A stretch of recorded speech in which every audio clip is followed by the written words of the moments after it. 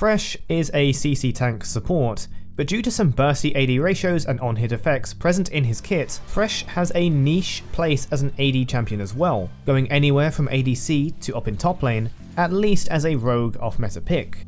Here's my review of all of the AD items you might think of building on an AD Thresh, including both tank and bruiser items you might consider, and even AP items that might have a place on the build, whether they're good or bad.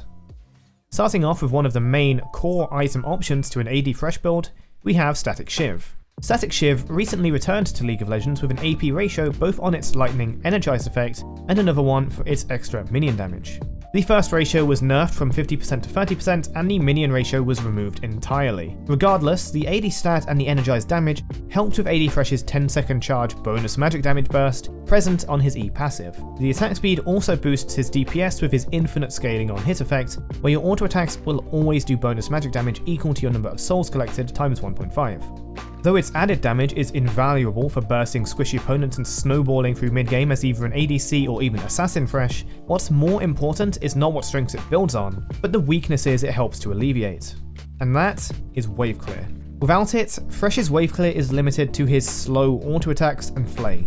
Flay is an AoE ability, but its damage is too low and its cooldown too high to be considered a good wave clear. More importantly, it is far too important for peel when defending yourself, especially when you're building non-tank items, and even more so if you took the AD carry role, marking yourself as the highest value target. Statikk Shiv's lightning wave clear alleviates this a lot, helping Thresh farm quicker to push waves, giving fewer openings for ganks while farming, pushing the lane to allow for roaming, and to counter better pushers from scoring easy tower damage. Even after the nerfs, Statikk Shiv has so much synergy with an AD Thresh build that it's hard to argue against it as his best item, let down only by a lack of tankiness or lifesteal. And with Thresh only having 450 range, being squishy is severely punishable when not built around. Competing for the slot as best offensive AD item is Blade of the Ruined King.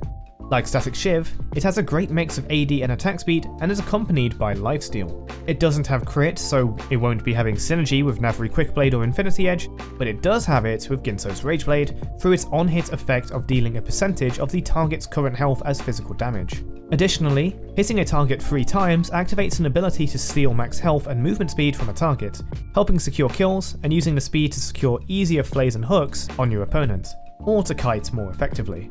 Though it lacks critical strike chance, Blade of the Ruined King effectively does everything an auto attacker could want in one slot, making it an unquestionably effective and versatile item. It can be used as your primary damage item in a bruiser build, following up with tank items like Titanic Hydra, Spirit Visage, and Jak'sho, or in a DPS or ADC build with Guinsoo's Rageblade, Wit's End, and even Statikk Shiv. Unlike Shiv, you won't be popping enemies in one attack, but it can guarantee deadly exchanges with multiple strikes, providing pseudo-durability with the lifesteal, and providing actual sustain for Thresh in the solo lane. And our safest top lane AD item is Titanic Hydra. Once again, we have an item that provides both AD and an on-hit effect, adding burst and sustained DPS in one. Though lacking attack speed or stronger on-hit effects, Titanic Hydra provides a lot of HP, allowing you to take safer fights against burstier enemies or opponents with true damage like Darius. The wave clear may be necessary for preventing stronger laners from ripping your turret apart, such as Yorick, and otherwise helps alleviate one of Thresh's weaknesses.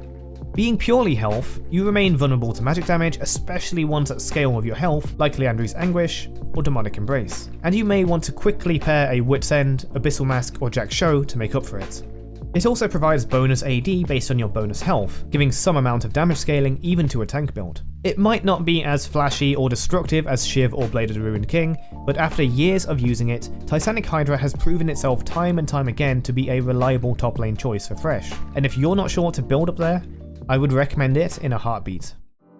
Moving on to AD Thresh's main mythic options, we must first look at Jak'sho the Protean. Though this isn't going to be taken on anything other than tank or bruiser Thresh, it's undeniably his best tank item in slot, giving bonus resistances to circumvent his horrible magic resist, increasing his resistances including his infinite scaling armor by percentage, and allowing him to become a durable frontliner with literally one purchase. The reason it takes place on an AD item list is how much it enables other AD purchases, though still focuses on durability. Blade of the Ruined King's lifesteal is enhanced through effective health boosts granted from extra resistances, and DPS items in general will get a performance boost by simply living longer. When Thresh has only 450 range, positioning and even having a support appeal is likely not enough to allow you to go Glass Cannon. Though Jak'sho sits on the extreme end of this by denying offensive mythic items like Guinsoo's Rageblade, I wouldn't be surprised if a bruiser build of Jak'sho ends up out-damaging your Shiv build on occasion by simply dying less and being alive to let off more reliable DPS. For this reason, a simple build of Titanic into Jak'sho is going to be a consistent, easy to pilot AD bruiser build that you can start using right away if you want to try Thresh top, but don't want to be miserably stomped trying a squishier build. Though this doesn't mean Jak'sho purchases are strictly training wheels. It's not what we think of as an AD Thresh mythic, but I'd hate myself if I didn't cover it and sent more new players to gravitate immediately towards the Glass Cannon options, having the range that Thresh does. Our first real AD mythic is Galeforce. Like most of these AD items, Galeforce has a mix of AD, attack speed and crit chance, while also providing wonderful mobility and burst damage through its active. Once again, Thresh's 450 range weakness proves problematic when trying to get your huge auto attack off, and the Galeforce dash can help reach those squishy targets just out of your grasp.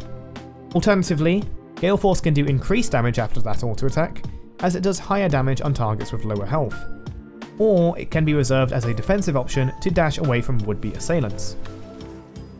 It doesn't scale as hard as other options, but can secure kills that snowball to victory, alleviating the need for hard scaling.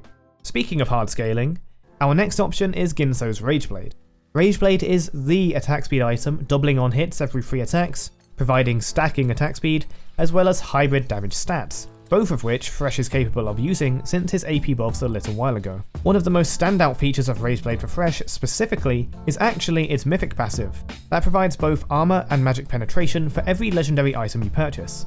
This combined with his soul scaling and high attack speed makes Thresh's damage scale to godly levels, and I am not exaggerating. His uniquely weak attack windup and low range will often prevent this high scaling from ever shining, but he can absolutely grind up enemies foolish enough to stay in this range in the very late game. Compared to Galeforce, Navori and Infinity, Rageblade is not going to do as much burst unless everyone is building double resistances, but it throws away that identity entirely by disabling your crits and instead goes all in on DPS, something that people underestimate far too often about AD Thresh, as crit one-shots always take the spotlight where damage Thresh is concerned. Finally, we have our last 2 mythic options to consider on AD Thresh, which are fairly similar in role, and those are Infinity Edge and Navori Quickblade. The simpler of the two can be explained as increasing your physical damage output by amplifying your critical strike boost. This and its high AD will cause you to deal both higher burst and higher DPS, but will need armor penetration items to help that scale, likely leaving your magic damage to get beaten by magic resistance, but not non-existent. The latter, Navori Quickblade, does provide less damage than Infinity Edge, but its unique ability to increase your ability damage based on crit does include the on-hit damage provided by your E-passive. This means Navori increases your magic damage burst and DPS, but unfortunately does not also increase your item magic damage like Statikk Shiv. With enough souls and AD, this damage boost can outburst Infinity Edge and soon out-DPS it as well, but will never out-DPS Guinsoo's Rageblade, leaving Navori Quickblade somewhere between these 2 items. However, although I have yet to do extensive testing, the ability haste innate to the item, as well as the cooldown reduction on auto, can probably give a higher skill ceiling to AD Thresh play, as whether he's AD or not, Thresh's basic abilities are some of the strongest utility spells in the game. This can lead to improved self-peel against attacking bruisers and assassins, improved chase with lower cooldown Qs, and even better lockdown using Navori Quickblades and quickly double casting your Qs at point blank.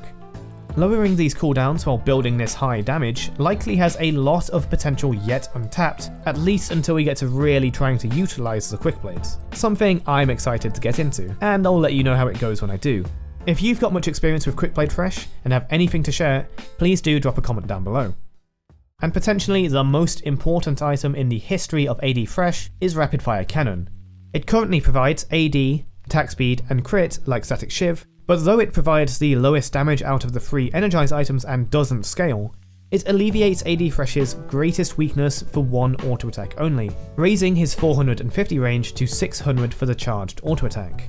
This gives so much more reach to the 200% total AD ratio and energize effects you've purchased, allowing this cheesy burst damage to find its target so much easier, and even becomes a fairly reliable poke option even in group standoffs. Held back only by a lack of raw damage, Rapid Fire Cannon is an essential option for getting your attack to reach the intended opponent when your build is all about burst. It can be skipped when other needs are more important, such as taking Shield Bow or Guardian Angel to defend against bursty assailants, or if you have enough of a frontline or strong engage to the point where you don't need the range to get your damage off reliably. Even in these situations though, Rapid Fire Cannon is by no means a bad purchase. And that will be all for part 1 of my AD Thresh full item reviews. I really will be going over every potential AD item including the bad ones, so stay tuned for further parts to see what I can evaluate of items like Collector, Trinity Force and Storm Razor. This is only the beginning, so as always, any signs of support are appreciated, from simply viewing the video, to likes, subscribing, and leaving a comment about what you think are the best AD Thresh items, and which ones you want me to talk about in the next parts. Thanks for watching.